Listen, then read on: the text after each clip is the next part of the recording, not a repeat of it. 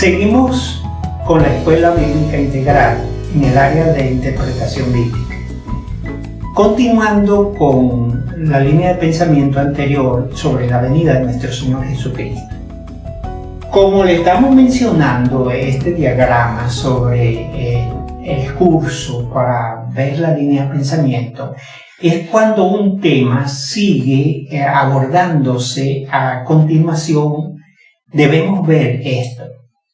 Cuando ya vimos que 1 Tesalonicenses capítulo 4, del 13 al 18, viene hablando de la venida del Señor, pero el capítulo 5 viene hablando de la misma línea de pensamiento, recordando que cuando Pablo escribió, no escribió con capítulo, con versículos ni con título.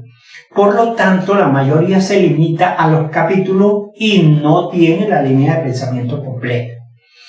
Pero veamos aquí que un asunto viene abordado por el apóstol Pablo en su primera carta y continúa en su segunda carta abordando el mismo asunto. Fíjense que aquí, en la segunda carta, él les dice: debemos siempre dar gracias a Dios por vosotros, hermanos, como es digno, porque vuestra fe va creciendo. Y el amor de todos ustedes, ¿verdad?, les abunda, gracias al Señor. Y ustedes mismos, ¿verdad?, damos gloria a Dios por las iglesias y por la paciencia de ustedes en sus tribulaciones y persecuciones que ustedes soportan. Fíjense. Él les dice: bueno, hermano, ustedes han sido perseguidos, soportan tremendas persecuciones. Y esto es demostración del justo juicio de Dios.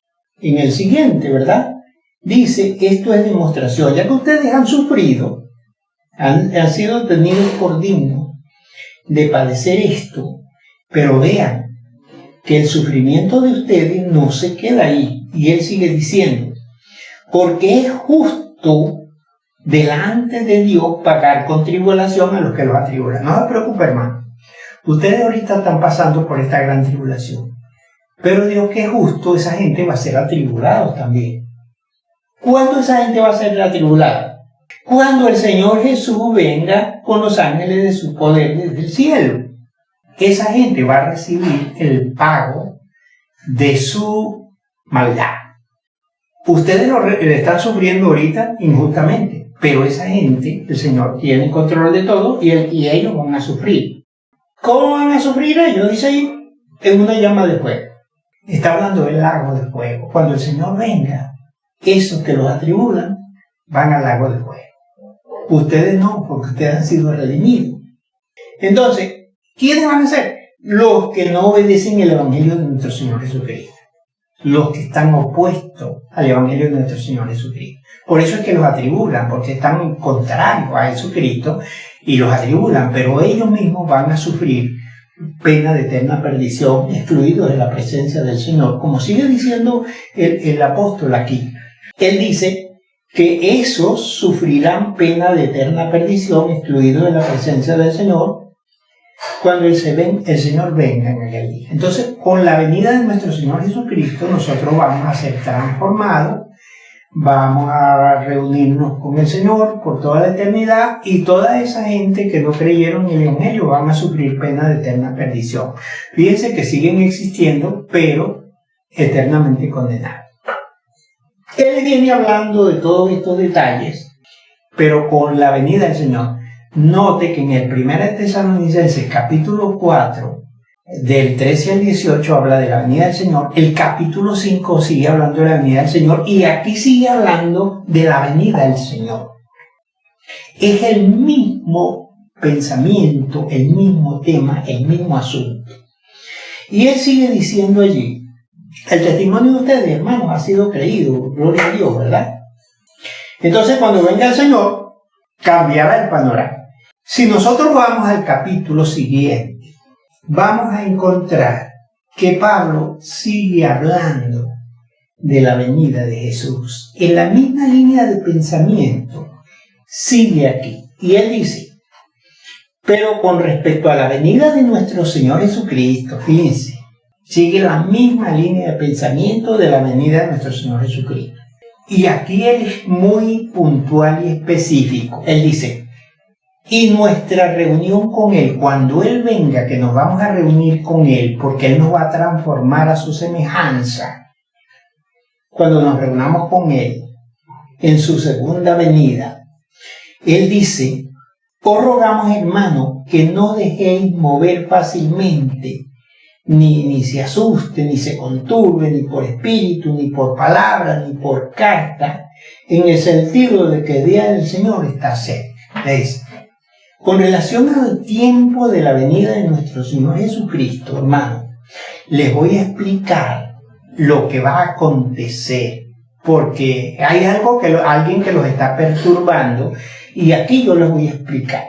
Entonces les dice: mire, no se dejen engañar de nadie, no cambien su manera de pensar, porque aquí les estoy explicando. El Señor va a venir, pero antes viene la apostasía. La gente apostasía significa apartarse de la fe. Ella viene de la palabra apó, que significa separarse, y estasis, fe, es separarse de la fe. Se van a apartar cerca de la venida del Señor mucha gente, van a abundar los falsos profetas y van a alejar mucho de la fe. Así que pendiente, porque eso está pasando ahora.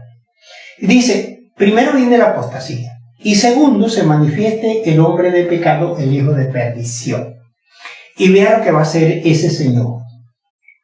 Él se opone y se levanta contra todo lo que se llama Dios, es objeto de culto, tanto que se sienta en el templo de Dios haciéndose pasar por Dios.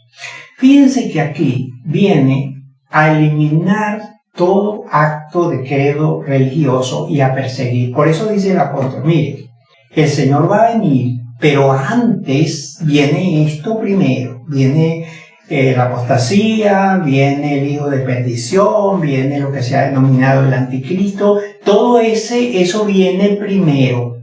Y es precisamente que tanto en Apocalipsis como Mateo, Jesús habló que seremos aborrecidos de toda la gente por causa de mi nombre, dijo el Señor.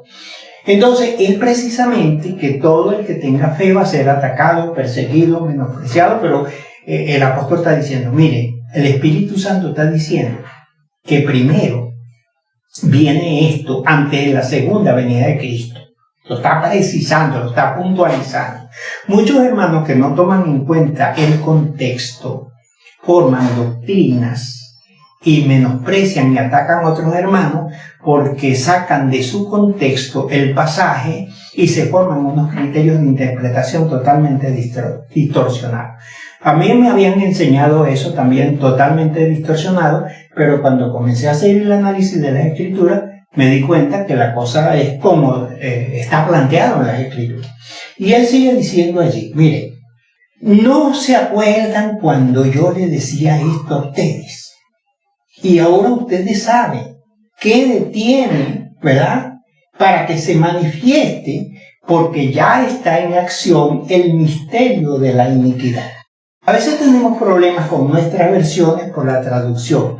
La palabra iniquidad, que es traducida aquí, o en la mayoría de las versiones, esta palabra es anomos, a, que es contrario, y nomos, ley, contrario a la ley. El misterio del que está contrario a la ley. Por ejemplo, fíjense, en la ley de Dios nos manda Dios a adorarlo primero a Él. Aquí viene eliminando el anticristo todo lo que tiene que ver con Dios, con todo lo que es objeto de culto, eliminarlo. Dios nos exige que lo amemos a Él según su ley. Este Señor viene atacando y menospreciando y haciendo sufrir a todo el que tiene confianza en Dios, fe, hace un acto de culto. Entonces viene primero, antes de la venida del Señor, viene todo esto, ese contrario a la ley. Pero hay quien al presente lo detiene hasta que a su vez sea quitado de en medio. Ok. ¿Qué va a ser quitado de en medio? Fíjense que el que viene quitando aquí el culto, la adoración, la ley, es el anticristo. Aquí no aparece en el contexto Dios quitando nada. Algunos dicen que la iglesia va a ser quitada. Aquí no está hablando de la iglesia. Aquí también algunos dicen que el Espíritu Santo va a ser quitado. No viene hablando desde la venida de Cristo y lo que va a pasar antes de la venida de Cristo, es lo que Pablo está mencionando aquí. Entonces él dice, después de todo esto, entonces se manifestará aquel inicuo a quien el Señor matará con el espíritu de su boca y destruirá con el resplandor de su venida. Fíjense lo siguiente aquí. La palabra inicuo en el griego es la misma palabra que se traduce en iniquidad, el contrario a la ley, el que se opone a la ley. Hay un pasaje paralelo en Daniel 7:25 que dice que el anticristo estará pensando cambiar la ley y los tiempos. Un pasaje que concuerda como pasaje paralelo, que aquí lo que va a ser quitado es la ley, porque eso es lo que está diciendo el inicuo, el contrario a la ley, el que es opuesto a la ley. Porque aquí Dios no está quitando nada, sino que eso pasa antes de la segunda venida del Señor. Pero notemos que con la venida del Señor Jesucristo, estos seres van a ser destruidos. El Señor los va a destruir, los va a quitar. Por eso en Apocalipsis capítulo 19, cuando habla de la venida del Señor, dice que la bestia y el falso profeta serán lanzados al lago de fuego. En Zacarías capítulo 14 nos muestra con lujo de detalle que con la venida del Señor, la persona, los ojos se le consume, la lengua se le derrite, la carne se le derrite a la persona estando de pie, que vienen a guerrear contra Jerusalén. Jesús desciende en el monte de los olivos y ahí comienza viene la venida del Señor. Nosotros somos transformados porque primero vienen estas cosas. Y el Señor explica aquí, y el apóstol Pablo está explicando con lujo de detalle qué es lo que viene primero. Así que, hermano, no se ponga a inventar cosas, porque esta es una revelación del Espíritu Santo confirmada por Jesús, confirmada al apóstol Juan en el libro de Apocalipsis y también confirmada a Daniel y al profeta Zacarías y muchos otros profetas que hablan sobre la venida del Señor. Entonces, fíjense que siguiendo la línea de pensamiento nos evitamos de falsa doctrina, de menospreciar, de atacar a los hermanos, sino de creer lo que dice la palabra de Dios.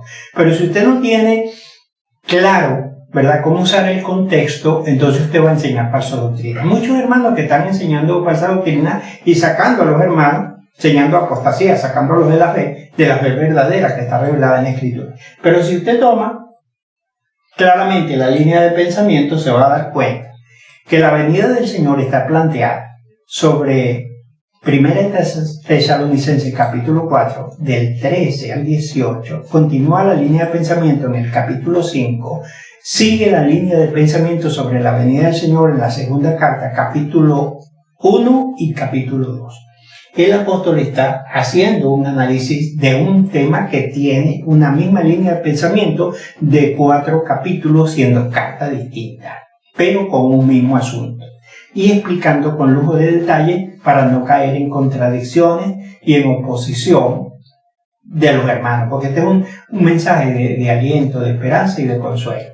Usted no va a padecer sufrimiento por la ira de Dios, porque usted va a ser guardado por el poder de Dios, y tampoco va a dar voz fuego por la misericordia que el Señor ha tenido, perdonado sus pecados. Y estas son palabras de aliento, de consuelo y de apoyo. El Señor le guarde, no importa la tribulación o padecimiento que tenga que padecer por Cristo.